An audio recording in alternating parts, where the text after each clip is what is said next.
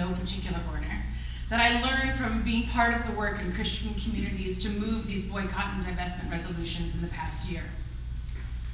The first, we are not starting from scratch. The churches in question have long-standing policies opposing the occupation, opposing settlements, and opposing violence against any and all civilians, and supporting the rights of Israelis and Palestinians to live in peace and security. It was amazing to me we did not need to convince anyone that the occupation is wrong. They all know that. The argument is regarding what to do about that wrong. I have never been so hopeful for the future of Israelis and Palestinians as I was witnessing the strong show of opposition to the Israeli occupation in the Presbyterian Church this past summer. 2, words matter and people are willing to listen. The times that we were able, as outsiders and visitors, to speak, for example in Presbyterian Committee 15, we managed to convince the decision makers that the time to take action is now. The times where we could not speak, for example on the floor of the Presbyterian General Assembly, it was harder to convey the message. It was important for decision makers to see, to listen, and to understand that the Jewish community is divided on these issues, that there's no monolithic opinion in the Jewish community about divestment. At the same time, it was important to show how our side was a truly multi-faith effort, Christian, Jews, and Muslims standing shoulder to shoulder with the same message. While our opposition was threatening to stop dialogue if the resolutions passed, we were showcasing with our words and our actions what true interfaith cooperation looks like. This mattered and people listened. 3, what are the true definitions of neutrality and of punishment? Some decision makers in the Presbyterian Church I witnessed were concerned because they wanted to remain neutral, and they believed that divestment was too punitive. In fact, today the churches are not neutral because they are profiting from the injustices of occupation. Once they remove themselves from those investments, they will be truly neutral. Today, they are punishing the Palestinians. 4, what about so-called positive investment? It's a good idea in theory, but it cannot replace divestment. Why in theory? Because there's no Palestinian economy to speak about, and because anything that gets invested today may be demolished tomorrow. While the call for divestment was not fully heard due to parliamentary maneuvers, it has never been so incredibly close. Unfortunately, the futility of the positive investment overture was not clear to the commissioners, who failed to see that until the infrastructure of occupation is dismantled, positive investment is just painting rubble with a fresh coat of paint. During the push for divestment from South Africa, did anyone believe investing in Bantustan's would work to end apartheid? In hindsight, in this country, we see that the tactics of boycott used by the civil rights movement were essential to that movement's success. That reminds me of what Martin Luther King Jr. wrote in his letter from a Birmingham jail, when he confesses to his Christian and Jewish brothers that he has been gravely disappointed with the white moderate, who is more devoted to order than to justice, who prefers a negative peace, which is the absence of tension, to a positive peace, which is the presence of justice, who constantly says, I agree with you in the goal you seek, but I cannot agree with your methods of direct action, who paternalistically believe he can set the timetable for another man's freedom. 5, words matter, but action matters the most. So now that the churches have voted for boycott of settlement goods, what's next? These resolutions are just paper. They will only have meaning if they are brought to every local community and every local church for boycott today and divestment tomorrow. That's the work that needs to happen at the local level, in between assemblies and conventions. There are Jewish and Muslim partners willing to do that work with our Christian allies in true interfaith fashion. 6, the sky didn't fall down. After all the heavy threats from institutional Jewish organizations representing the Israel establishment, the sky did not fall down after the boycott resolutions passed. Of course not, but something else happened. The churches could stand taller, knowing that they had taken a step to align their deeds with their values. We at JDP stand with them, and so do so many others. 7, there is great courage here. The Methodist Presbyterian Church's decision to openly look at its investments and to call for divestment let alone passing boycott resolutions that includes all Israeli settlement products, is so brave in part because this stand for human rights is distorted into accusations of anti-Semitism. The legacy of persecution against Jews runs deep, and the prejudice is real even today. Accusations of anti-Semitism should not be taken lightly, but advocating for the end to an unjust policy is not anti-Semitic. Making financial decisions in alignment with one's values is not anti-Semitic. Withdrawing money from companies that destroy homes and livelihoods and take human life, this is not anti-Semitic. While the Jews in the US have more political, economic, cultural, and intellectual status than perhaps ever before, the Jewish narrative is still about vulnerability. Part of the work that we at JVP as progressive Jews need to do is take responsibility for challenging that narrative of vulnerability.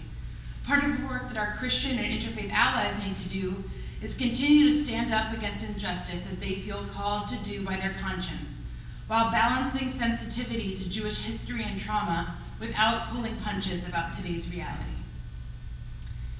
8, more money does not always mean more power. Despite being overwhelmingly out-resourced by large Jewish institutions with ties to the Israel lobby, the Presbyterian Israel-Palestine Mission Network, in partnership with many JVP members and other Palestine solidarity activists, succeeding in galvanizing a nearly identical number of supporters for divestment as the opposition, and overwhelming support for boycott. This accomplishment is despite heavy-handed fear-mongering by Jewish establishment organizations that included threatening the future of interfaith cooperation and raising the specter of anti-Semitism, not to mention being funded to the tune of over $6 million. 9, we must do better at putting Palestinian voices at the center. Palestinians are the ones directly affected by the occupation. They are the initiators of the call to BDS, and they need to be able to represent themselves in this debate. We must respect the agency of Palestinians in this struggle. For me as a rabbi and a Jew, and for us at JVP, this is a struggle because of the tendency that many have to require to hear from Jews on this issue to be trusted. Whether fear of being labeled an anti-Semite or because of deep-seated racism and privilege that makes us feel more reliable. One of the strengths of BDS is that it actually requires conversation and coordination, and we need to do better to make sure Palestinian voices are increasingly at the center of our advocacy and organizing. 10, the power of sacred rebuke.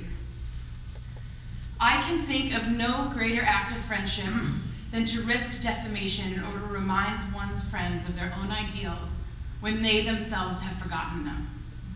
In fact, this idea of sacred rebuke, in Hebrew, tochacha, is one of my favorite Jewish concepts and values. It is included in the Holiness Code, the section of the Torah that is famous for its focus on moral and ethical imperatives.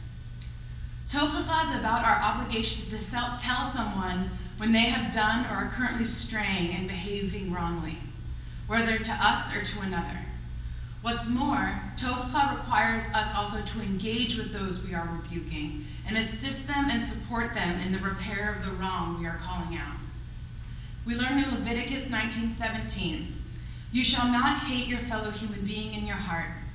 Rebuke your fellow human being, but incur no guilt because of this person." You shall not hate your fellow human being in your heart. This is required for one to engage in tochacha, sacred rebuke. It must be based on love and respect. We know that Jews will not truly be free or secure until the oppression of the Palestinian ends. By examining the economic underpinnings and voting to divest from companies that benefit from the Israeli occupation, that literally have a vested interest in the future failure of a just peace, Christian churches are acting as partners with Jews in our own liberation.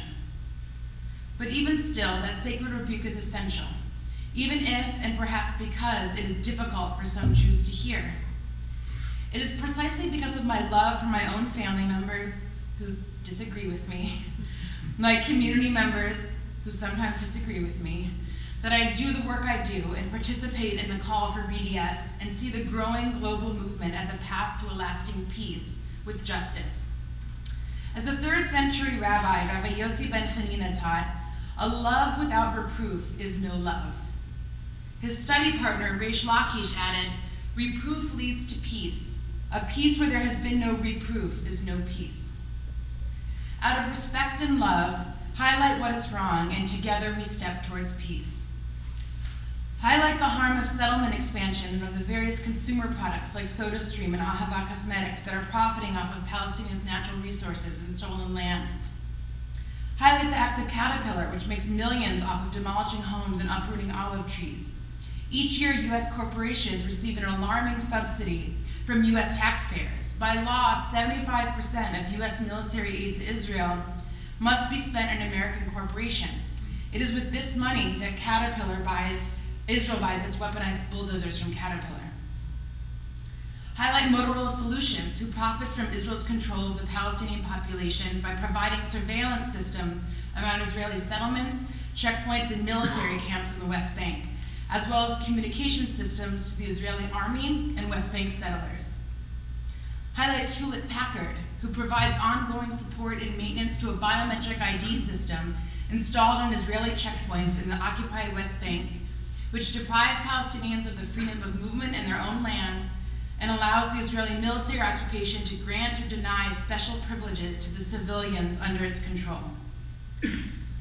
My work alongside Christians is one way I live my commitment to interrupting today's violence and hatred. I no longer believe Jews are inevitably alone in the world, as I learned growing up, as a legacy of the Holocaust, but in fact quite the opposite. I now see just how much we are there for each other. As Archbishop Desmond Tutu reminds us in speaking of the effort to end apartheid in South Africa, we could not have won our freedom in South Africa without the solidarity of people around the world who adopted nonviolent methods to pressure governments and corporations to end their support of the apartheid regime. I am certain that we will be held accountable should we stay silent as the land theft, home demolitions, restrictions on movement, economic strangulation, and other human rights abuses that are daily realities of life under occupation for Palestinians if we allow them to continue. Instead, we will together highlight the wrongs of specific corporations profiting from human rights abuses and urge them to cease their activities. We together, Christians and Jews, Muslims, Hindus, Buddhists, people of no faith, people who are not sure, are speaking out together against injustice when we see it as our faith demands us. It is by working together with a focus on justice and universal human rights that we can all truly transform the painful legacies of anti-Semitism within both Jewish and Christian communities and be a part of ending Israel's brutal occupation of Palestinian lands.